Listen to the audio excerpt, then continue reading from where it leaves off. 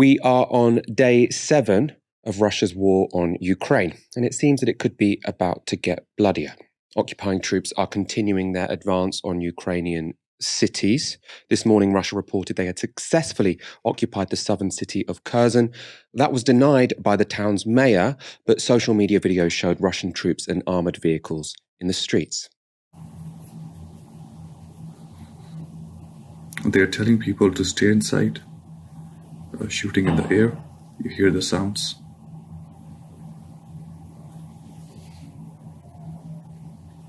I think I should stop recording before someone shoots me on my hand. Ukrainian authorities say 200 civilians were killed in the attack on that city, and they report the total civilian death from the war so far stands at over 2,000. Meanwhile, an apparently 40-mile-long Russian military convoy continues to approach Kyiv, but in this terrifying situation, many of the capital's residents remain resolute. What you see here is the people's attempt to self-organise and not to let this scum into our land, because we have nowhere to go back to or run away, and we're not going to do that. We are tired of being afraid. So we're waiting for them, but not with flowers, but with Molotov cocktails, with bare hands, or not just with bare hands, but they won't leave this place alive. Following a night of devastating attacks on Kyiv, Kharkiv and other Ukrainian cities, President Volodymyr Zelensky made this statement. This is beyond humanity. Such a missile strike shows that for many people in Russia, Kharkiv is completely foreign. They know nothing about our capital, about our history, but they have an order to erase our history, to erase our country, to erase us all. And the Russians have shown themselves willing to fire heavy artillery into Ukraine's city centres. That includes Ukraine's second city, Kharkiv. A Russian strike hit this regional police building. Across the street, it also took down a building of the National University. You can see here the roof caving in from the blast. In response to those images, journalist Leonid Rogozin said, one of the buildings of Kharkiv University on fire, hit by Russian missile, one of the first universities in Russian Empire, officially founded in 1805. I interviewed a pro-Russian academic here in 2014. Putin is now destroying Russian world he is claiming to protect. So pointing out there how Vladimir Putin seems to be alienating absolutely, the vast majority of people in Ukraine, even though he claims he is there to save Russian speakers. The northeastern town of Konotop has also been surrounded by Russian troops who have apparently given the residents an ultimatum: surrender or we'll tear your city apart. Speaking in this clip is Konotop's mayor urging residents to fight. Якщо ми починаємо супротив, вони розносять місто артилерії. Якщо за, воюємо. А що ти не хотів вчора палити? Кто за те, чтобы воевать? Конечно. Воевать! Конечно. Кто за те, чтобы воевать? Конечно. Почекай! Послухай, я за те, чтобы воевать! Я за те, чтобы воевать! And that appetite to resist was also evident in Melitopol, in the southeast of Ukraine. There, civilians used their bodies to create a roadblock against a convoy of Russian armoured vehicles. Оккупанты! Оккупанты!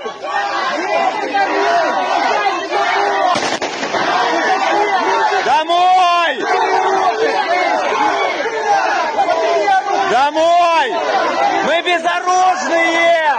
They're shouting murderers and occupants, and it goes without saying they are incredibly brave. This is the current state of play according to the BBC. So you can see here a similar situation to what we've been seeing over the past few days. Russian troops still moving in on Kyiv, but not having taken it. A similar situation in Kharkiv. But now you can see, as we said at the start of the show, Kherson now, it seems, is under Russian control. As the humanitarian consequences of this Russian assault continue to unfold, more than 800,000 Ukrainians have fled the country. My daughter is crying. We just arrived and it was scary.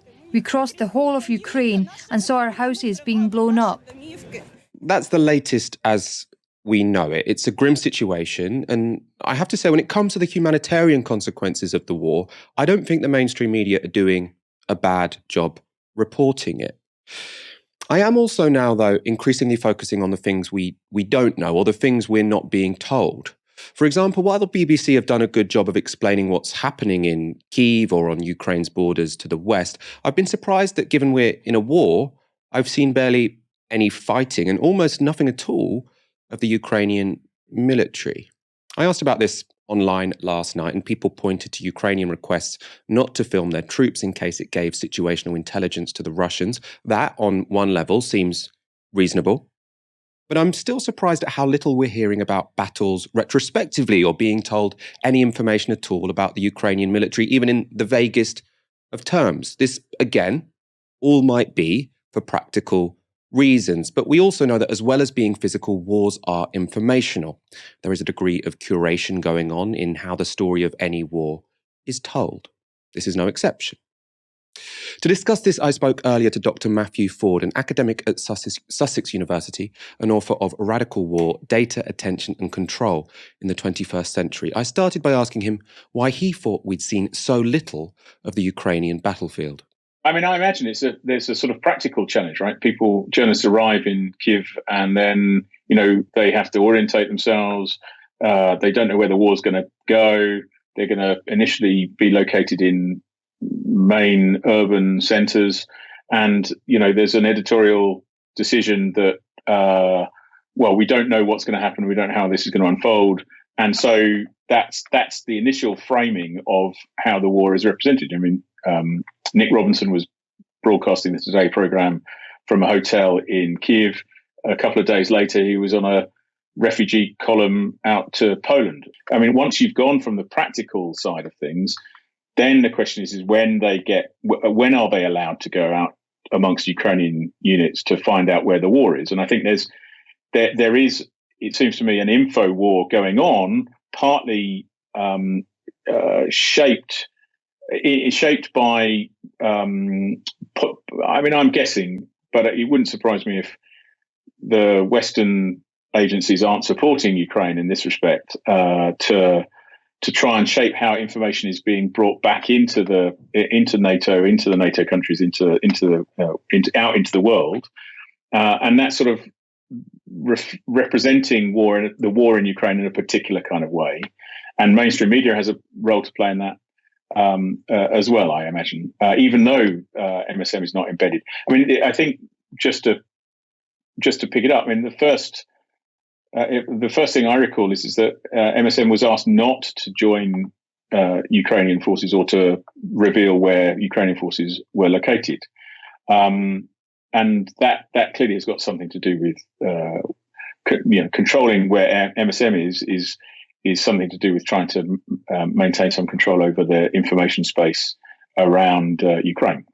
Do you think this is potentially giving us a misleading narrative of what's going on? Because I think the dominant narrative at the moment is the position is still that the Russians have overwhelming force, but we're told they're doing much worse than we expected them to do. They're bogged down. They're moving across Ukraine quite slowly. At the same time, we're told the Ukrainian army is performing much better than we expected it to. It's still maintaining, some impact from the air, and some of these convoys are getting destroyed. That's sort of the impression we get. This is going surprisingly well for the Ukrainians. Do you think that reflects a reality, or do you think that reflects who's been better at the information war in this situation?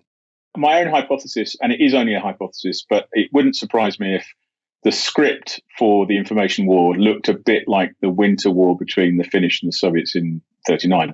That is misrepresented as a war that the Finns, with all due respect to any Finns that are listening, but it's typically misrepresented as a loss for the Soviets, when actually, there's the history there is a little bit more complicated. But it fits with this idea that Russians are disorganized, they have low morale, they're poorly led, they don't know how to read maps, they stick to roads, they're making stupid mistakes.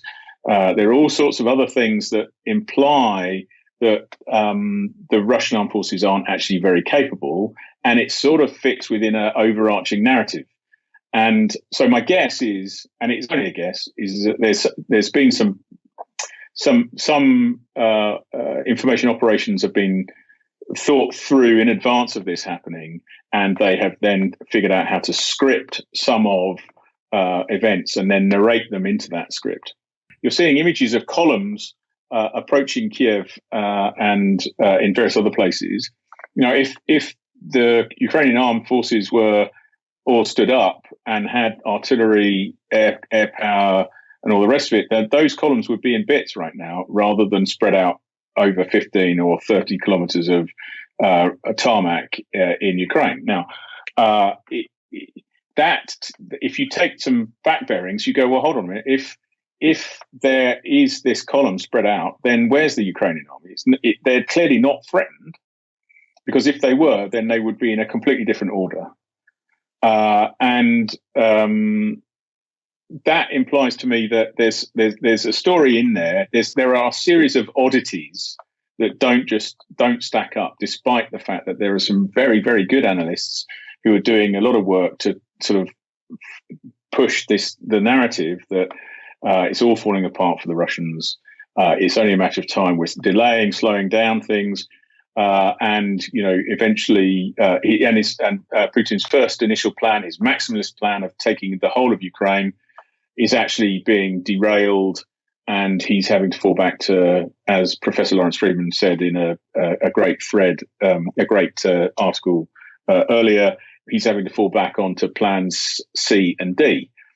That may be the case, but I just at the moment there's a bit of evidence that I kind of, at least personally, I would like to see to make me believe that Putin isn't got what he's actually not managed to fulfill on his initial opening plan. It could be that actually he does just want to split Ukraine in half, and he's not interested in taking the entire country.